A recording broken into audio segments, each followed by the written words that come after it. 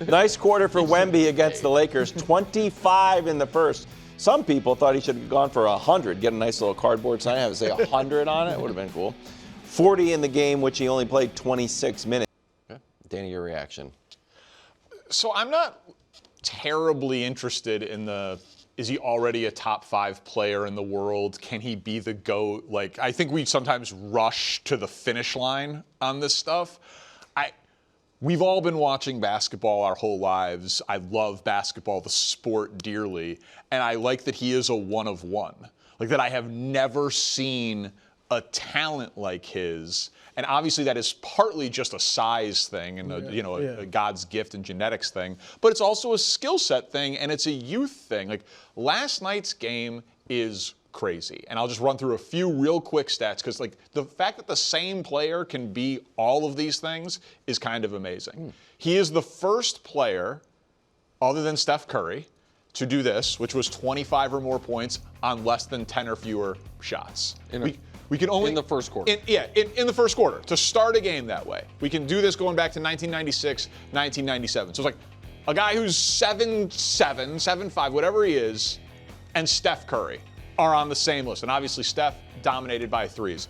But then for a game to have a 40-point double-double in 26 minutes or less, it's him and Patrick Ewing. Shout out to Patrick. Yeah. We don't get a lot of Patrick Ewing graphics on the show. And you track that back to 82, 83. And then this one, StatMuse put it out there first, but so I'll give them the credit.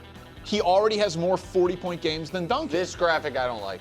Is it because Duncan wasn't a volume scorer? It just borders on almost like Tim Duncan slander, and I don't love it. Duncan's a top 10 player ever. That's a legitimate, it's just remarkable. I mean, he's got 1,000 more games. And it's not like you can just say, because obviously earlier in his career, Duncan did play normal minutes. Yes. And then Popovich got to a point where nobody played more than like 34 minutes. Right. But Wemby's not playing a ton of minutes either. So, wow, that's... So I just find the Kevin Garnett, anything's possible when he won a championship. With this singular talent, what's so fun is that on any night, anything is possible. If you went to that game last night and you were disappointed because LeBron and Luka weren't playing, you saw like a singular thing that LeBron or Luka are not capable of doing in the form of Victor Wembanyama. And that, for a sport that's got a lot of issues right now, like I really just think should be celebrated for the night that it was and not necessarily anything beyond that. So I'm going to, go ahead. Yeah, I mean, I know you said you're not interested in the top 5. I know you are. I am. I know, it's fine. So, like,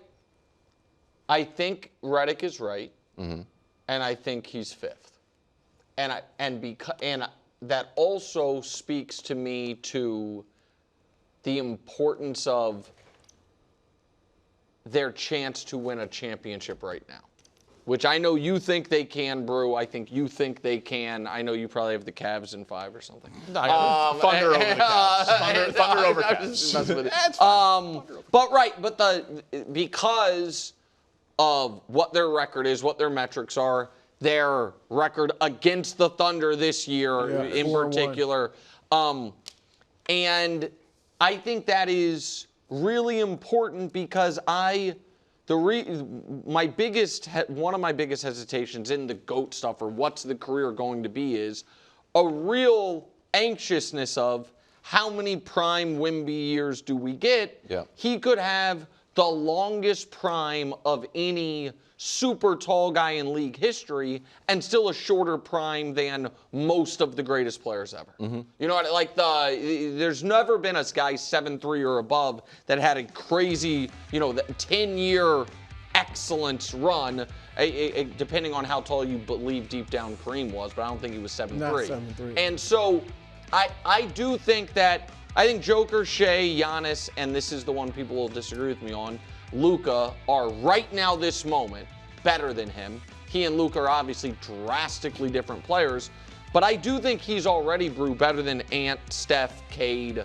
Tatum when he's healthy, like whatever the rest is. So I don't think that's like a crazy hot take by JJ Redick. No, I agree. I think he's top 5. I would even put him ahead of Luka. I thought you would. Right now. Yeah, just because of the defense. I mean, Luka is fantastic at what he does, but this guy does it defensively as well.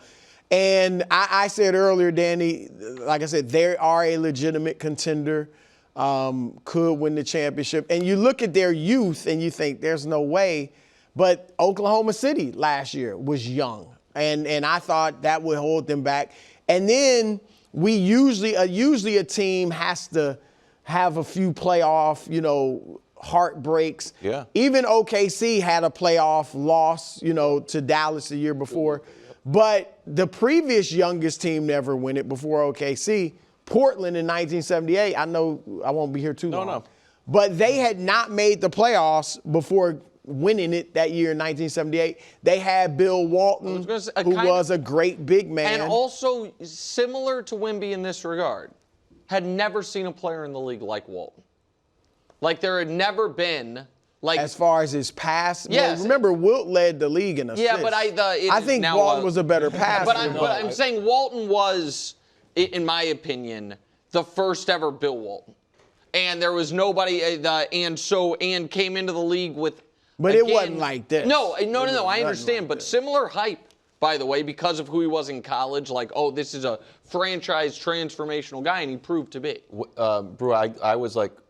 I made a face not because you were going down memory lane, but because for as long as we've been doing the show, you have had these sort of two rules, I'll call them, on playoff success. And one is you have to go through the gauntlet a few times before you're ready. And two, you just didn't like young people. You didn't. I felt that. Yeah. Maybe it was the Thunder that broke you, but it feels like you are now open to anything. Yeah, a lot of it was the Thunder last year. And just looking at the league now with the way it's played, LeBron's talked about this, like the floor is so spread out that it favors younger, more energetic teams and depth. And they have both in San Antonio. So they could win the league. And Nick gets bothered by this. It bothers me because I'm obviously a big Jordan guy and I got LeBron second. The ceiling, if he's healthy, now he has to win and accomplish things. Here we go. He should be the GOAT if he stays. Like what he can do everything. Everything. Well, and again, putting him ahead of that is fast forwarding. Yeah, and I'm not saying he is, me. obviously, but I'm just saying this was the take I made that potentially he can be the GOAT. And as I said it, people thought I was crazy. If he's just Hakeem Olajuwon, who is arguably a top 10 player, that is a bit of a disappointment. He's just such a singular talent. Listen, I would have thought coming into this year that it would have been impossible for them to just compete with the Thunder. Just forget the GOAT, forget top 10, just for the Spurs this year to compete with the Thunder, who overwhelmed the league as much as they did last year, and they've owned them. They've handled them thoroughly, and it's largely because of how singular this talent is. I want to say one other thing on this. I do think if he is at this point pretty universally regarded as a top 5 guy, I think he is the first guy to have that distinction universally regarded as top 5 guy before we have seen him play a single playoff game since LeBron. Since LeBron. LeBron in year 3, when he almost won MVP, that year everyone agreed he was top 5 guy. They might have been year 2, I don't know. But he made his first playoff appearance in year 3 like Wemby's trying to. There's none of these other guys, since then, from LeBron to now, so the last 23 years, got stamped as, because I do think everybody agrees. Like Redick, that wasn't that hot of a take, so to speak. I think most people are like, well, he's the best defender in the league. He's averaging 25 a game now on good efficiency. The team's awesome. That's a top 5 Redick was right on the money on it's more than the counting stats, particularly defensively. Because people might say, he's not blocking as many shots as he seemed to be last year. Guys are afraid to. Yeah, you see guys constantly going in and going right back out just because he's there, and they let him roam, which is smart. Yeah. All right, we're going to focus on the other side of this game. LeBron sat out. That's the 18th game he's missed, so he is now ineligible for any postseason award. It's the 65-game threshold that we thought was a good idea at first, but now maybe we're changing our minds. Games missed this season. Joker can only miss 2 more, then he's out. Steph, Wemby, and Luka are all in danger of being disqualified for postseason awards. Danny, your take on this? Well, so we don't have the time to solve the issue of how the modern game is played that leads to more injuries, which is then these guys actually have legitimate injuries and it's not a load management thing. Like I thought the spirit of the 65 game threshold was correct because of the embarrassment of load management. Right. This is not that because there have been legitimate injuries attached to some of these stars, so that's silly. But so just on LeBron for a second, the record is 21, right? 21 times All-NBA. He also has the record for most first-team All-NBA with 13. Malone and Kobe are second with 11. Maybe someone will get to 13 first-team All-NBAs, but 21 All-NBA seasons when Kareem is second at 15, that record will not be broken in my son's lifetime. And my kids are 6 and 3. That record is, to be a top 15 player in the league for more than 2 decades is impossible. And there's another one to it. So let me do this real quick, Brew, and just because I have the graphics. So we can just roll through these, Christina, because it's not just 21, it's 21 in a row. So that's LeBron. Kareem played forever.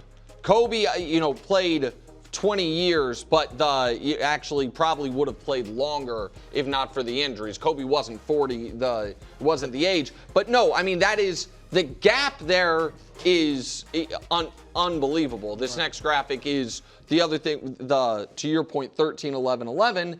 And then the consecutive All-NBAs is the same place I was going as you, Danny. Oh. I think these are unbreakable records, particularly with what we know about modern basketball.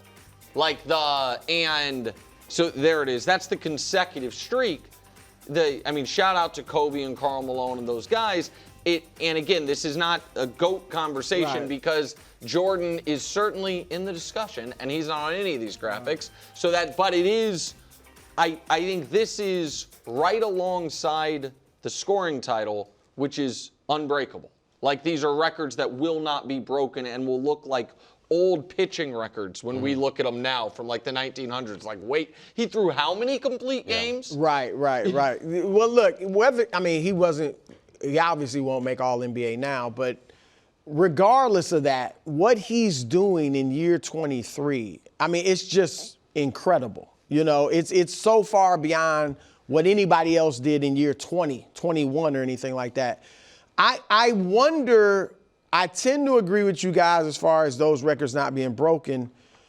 I'm just wondering, athletes are playing longer nowadays across all the sports. You even look at Steph and Durant, who aren't gonna, they're not gonna, but they're playing great at their age, putting up the numbers that they are. So I just wonder if there's going to be, if they start playing a lot longer, but still to make it 21 straight, that means you're not going to have a season where you never were get hurt or you're never not great. Yeah, so and if they keep the 65 game threshold, it's impossible. Well, and regarding that, I think Adam Silver should announce Saturday in his annual, meeting with the press that he is unilaterally making a decision to get rid of that. Because you're right. I agree with the rule when they put it in. Because guys were just load managing to death. But now these guys are legitimately hurt. So if Jokic misses 2 or 3 more games, or Steph or whoever, they can't be All-NBA. It's going to look ridiculous. And so I do think he should make that announcement. All right. We're going to turn back our attention to the NFL. We're headed to Daytona today, so we wanted to have one final bite at going through the Super Bowl.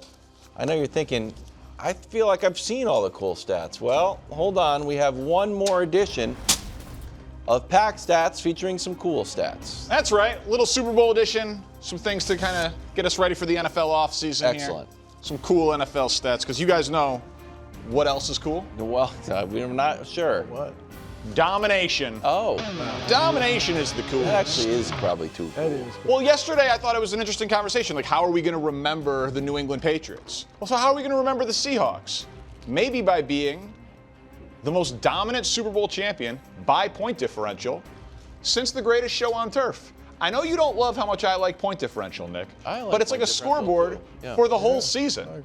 And I thought that's had a what your tough win-loss schedule, record too. was. well, no, because if you blow teams out, it's like keeping score. It's like it's making one big game. Yeah, I like that. They had a tough schedule, too. They had tough schedule, Fourth up. tough division. Obviously, didn't play. Again, they were the 1 seed. Since the greatest show on turf, best point differential by a Super Bowl champion. Brew, I know Nick doesn't like it. Do you think it's cool? I think it's very cool. Thank you, Brew. Go ahead, Nick. Very impressive. It's not that I don't like it. Yeah, you don't like it. I just literally don't.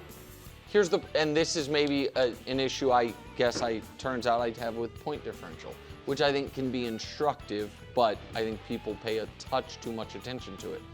I do not think there is a football fan alive who, if they were asked the question, hey, who's the most dominant champion this century, at any point is going to say this Seahawks team. I like the stat because I didn't know it, and I think it's noteworthy, but I just don't think anybody feels that way, even with the recency bias of the game just happening. But I don't think at any one stat, even the ones that people claim that are DVOA, EP, it's not that one stat makes them the most dominant team ever. It's just how dominant was this Seahawks season? It actually is more dominant than I think a lot of people have given it credit That for. one, I think they are, even today, 3 days removed from the Super Bowl, underrated to a degree. That part I totally agree with. I'm not saying they're the best Super Bowl champion, but that point differential, it's in their favor. You guys know what else is cool, though? I'm glad you asked. A little patience. Patience. Having patience. I like patience. Patience is I like that. really Yeah, cool. Patience is. Thanks, Wild. Yeah. Well, we're going to talk a lot about Fernando Mendoza and Clint Kubiak and what they can do this year. So a rookie head coach, first-time head coach, and the #1 overall pick at quarterback. Average number of wins, only 4.5. Only once in NFL history has a first-time head coach taken a quarterback #1 overall and made the playoffs. And it was Chuck Pagano and Andrew Luck. That was a very unique situation because Peyton Manning got hurt. They had Reggie Wayne, they had Dwight Freeney, they had Robert Mathis, had T.Y. Hilton. It was Peyton Manning's team that just kind of lucked into luck, no pun intended. Most of the time, it's like Kingsbury and Kyler, Ron Rivera and Cam Newton, and they struggle out of the gate. So people are going to talk about how good can the Raiders be. History says about 4.5 wins. What? So, okay. 5 wins? That's just in terms of you got to have patience. Cannot judge this thing off 1 year because it's a first. Well, time head they coach. underperformed last year. Yeah. A lot of people thought they were one of the best teams in the league. Nobody I heard thought about they were that. one of the best teams Oh, in yeah, the league. playoff team. I thought they could Right. make the playoffs by benefit of strength, their schedule, Geno, Pete Carroll. I was wrong. God, nobody else has ever had a bad playoff pick. Also, let me, not to infringe on your territory, but you know what Want the gloves? you did there that I think is cool, Danny? What's that? How generous you were.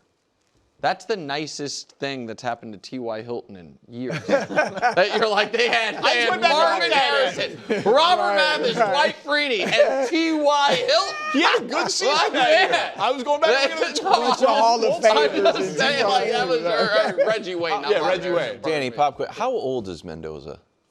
20. Is he 3? 2? I thought he's 23. I thought Yeah, I he was think 23. I think he's 23. I think he's like, I think he's like slightly older, He's up there. slightly So you're saying- younger than Drake, Drake May. May. Yeah. Oh, he's 22. Okay, that's not as old as I thought. I just wonder if like I took a shot. NIL, there was like the pandemic years, we started to see guys it's not a coming Bo into the Nix league situation. older. Can they, like Bo Nix, can you pop? He's like, actually, I've got a lot of quarterbacking underneath my belt. I think that's a reasonable question, but I think But this is as much a rookie coach stat, right? I thought that was the kind like Kubiak we think he's good, but it's a roll of the dice. Mendoza, we think he's good, it's a roll of the dice. When you put those two things together, and not on a team that picked 7th, that has true. on And a Max team Crosby that, wants out. the wants to worst be team in the league, it's going to take. I'm a hearing lot. final cool stat. Well, then it's only appropriate. You guys know what else is cool? What? Tell us. Sam Munson. Let's talk a little Justin Herbert. Oh, sweet. Sam Munson. You said Super Bowl stats. Post Super Bowl. That is the quarterback rating, gentlemen, of Tua and Jimmy G in their first I like year it. being coached by Mike McDaniel. We would all agree, even if you think that I'm a little too invested in Justin Herbert. We would all agree that Justin Herbert's better than Jimmy G and Tua, right? Imagine what Mike McDaniel did with those guys. You give him the talent of Justin with Herbert. that one. You agree with it? That's a of course, cool it's stat. an empirically factual statement. Nick is so mad. It's emanating off of him. I just Seething. think it is. I want what's best for you always. Thank you. And I think totally hitching your wagon, forget to Justin Herbert, but to Mike McDaniel, you're running out of guys who in 11 and a half months you're going to have to blame for the inevitable face plant. Like you're on the record that Jim Harbaugh is excellent. You're on the record about that once you have Alton Slater, it's an impermeable offensive line. Now, the guy who is the easy fall guy was this time, it was Greg Roman's fault that Justin Herbert was afraid to throw the ball down the field in the Patriots game. I just think strategically the better take would have been Mike McDaniel. Maybe a little overrated. Tua Merchant. I don't know. Like that. And then. All in, Nick. Okay. All right. All in. I just think it's. Big year from Herbert. You know what? If Herbert struggles, which I agree with you, I think he's going to have a great year. Thank you. But if he struggles, you're going to have to jump off the bandwagon. He'll There's never nowhere will. else to blame. There's no way. Here's right. the thing. I'll figure it. Colin and no Sam one else Darnold. to blame. I'll figure it out. I'll be vindicated. Yeah. I'll be vindicated one day. Someday. Yeah. It's like he's a great OC. Back here on the OT. So Myles Garrett sat down with Micah Parsons on his podcast, and they spoke about the quarterback situation in Cleveland. And there's a lot of names and a lot of questions and not a lot of answers. So, Willie, they've got the 6th pick in the draft. They got Dylan Gabriel. They have Deshaun Watson. But the last player to play quarterback was Shedeur, who Myles Garrett says, so he basically gets first look. Should the Browns players want it to be Shedeur as QB1? I would. If I'm Todd Monken, Shedeur Sanders is not my number one. As far as Deshaun Watson, looks like his legal troubles are behind him. He seems like he's healthy, ready to go. I would make him earn it because I want to see if he still got that dog in his stomach to start and be a productive quarterback in this league. Dylan Gabriel, I would tell him, like, hey, man, you want it, go beat him. And, we used to have an old saying in Pittsburgh, you got one bone, 3 dogs, who wants to eat? And I will make this a healthy competition. Nevertheless, man, Todd Monken's scheme favors somebody who's a quick processor who can grow within the system. I think they have that in Shedeur. He did have that one bright game against the Tennessee Titans. I know you hate that game because it was the Tennessee Titans. But he threw for 364 yards and had 3 touchdowns, and he's progressed through his start. So, nevertheless, I like Shedeur being QB1. Okay. So should the Browns players want him at QB1? Of course. Based on what they have right now on their roster, absolutely. Should he just be outright the guy? No, he should have to earn that. I think he's the favorite to win it because of everything that Myles Garrett said. But even though he showed flashes, he still has a long way to go. Now, if you don't add a quarterback to that room and you keep those 3 guys that you just mentioned, and that's who you're going into the season with, absolutely. I think he's the favorite by default because he is better than Dylan Gabriel. I'm glad you openly said that. No, he is. I don't think you started. I don't think you felt that way earlier. I didn't. I didn't. They drafted one guy in the 5th round and one guy in the 3rd round. I assumed the guy drafted in the 3rd round was better, which was a mistake on my part. I do think Shedeur showed more explosiveness than Dylan Gabriel. Deshaun Watson, my gut tells me he never plays football again, but he's got $46 million. He's under contract. The owner of the team went to his wedding. They made the worst trade in NFL history and the worst contract in NFL history for Deshaun Watson. If Deshaun Watson is healthy after multiple ruptured Achilles, I could see them giving him a chance. I'm not saying anyone should be rooting for it, but they've got a lot invested in that. But I think the overwhelming likelihood is that the next quarterback to get a contract from the Browns, to win double-digit games for the Browns, is not on the roster. Yeah. None of these guys are likely to be the answer. If I was Cleveland, they got the 6th pick, they got the 24th pick, don't draft a quarterback. And then trade Myles Garrett and be bad, and in the next year's crop. You are all about just tanking and You Yes. love bottoming out. Oh, I'm sorry. God. I watch the league. You either need to have a complete, totally dominant, deep roster like Seattle, or you need to have awesome quarterback play. Does Cleveland have either of those things? Well, you talk about two quarterbacks who go into their second year. They don't even know who they are. So either you're going to believe in one and develop around them. That's why you got Monk in there. You could build a system around them. You already have a good enough, tough defense that plays in the AFC North. Bottom them out takes time. You don't, that's not a 5-year plan. That's a 6-year plan to get to where you're talking about. You still have a competent defense. You need a competent young quarterback that can lead an offense. This thing can turn around with competent quarterback. See, I think this works out if this scenario and what you're presenting for Pittsburgh, because their fan base is probably more open to receiving that and digesting that, because they've always continuously kind of been there in the mix of whatever. Cleveland, they've been doing this every single year. I get it, but don't lie to yourself. Like, what are the chances that Shedeur Sanders ends up being Nobody great? knows. Nobody knows. Because honestly, he can be a guy. Well, You it's their said it job. yourself. It's their job. No. I said he could better than Dylan Gabriel. I think it is very unlikely that Shedeur Sanders is ever a top half of the league quarterback. To Willie's point of nobody knows, if either of us were in a situation where we had an occupation where we weren't fully supported and we were being restricted to some measures or some degree. Yeah. And you felt that, you went out there and you tried to do you couldn't truly show the fullness of who you were until you found somebody that was completely in your corner, or at least willing to say, hey, show me everything that you can do. We're gonna give you all of this assistance. We're gonna pour everything into you. Just give us all that you got. You have to be worthy of that investment, though. Like, you have to individually be talented enough for that to be there. And when you spend a draft pick on the guy and he starts to play for your team, he's worthy of the investment. And this is why you have quarterback competitions, because now you want to see who's the hungriest dog. And you tell Shedeur, your biggest coup was like, well, you didn't believe in me. You had me sit behind. All those excuses are out the gate right now. Now it's about you showing up for work and proving that you're worthy of the position. Everybody has a fair chance right now. And if you're Deshaun Watson, you should be the more seasoned and ready quarterback because you've had the most time and been most invested.